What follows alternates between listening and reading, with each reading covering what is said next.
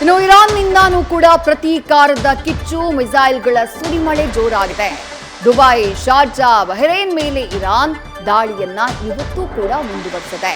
Missile attack ಮೂಲಕ Iran ರಣಭೀಕರ ದಾಳಿಯನ್ನ ಮಾಡ್ತಾ ಇದೆ. ಇರಾನ್ ಮಿಸೈಲ್ ಅಟ್ಯಾಕ್ಗೆ ಬಹರೇನ್ ನಗರ ತತ್ತರಿಸಿ ಹೋಗಿದೆ. ನಿನ್ನೆಯೂ ಕೂಡ ಬಹರೇನ್ ಮೇಲೆ ದಾಳಿಯಾಗಿತ್ತು. ದಾಳಿಗೆ ಬಹರೇನ್ನ ಕಟ್ಟಡಗಳು ಧಗಧಗಿಸಿದ್ದಾವೆ, ರಸ್ತೆಗಳಿಗೆ ಹಾನಿಯಾಗಿದೆ. ಬಹರೇನ್ನಲ್ಲೂ ಕೂಡ ಅಮೆರಿಕಾದ ಸೇನಾ ನೆಲೆಯಿದೆ. ಅವರ ನೇವಲ್ ಫಿಫ್ತ್ ಫ್ಲೀಟ್ ಇರೋದು ಬಹರೇನ್ನಲ್ಲೇ.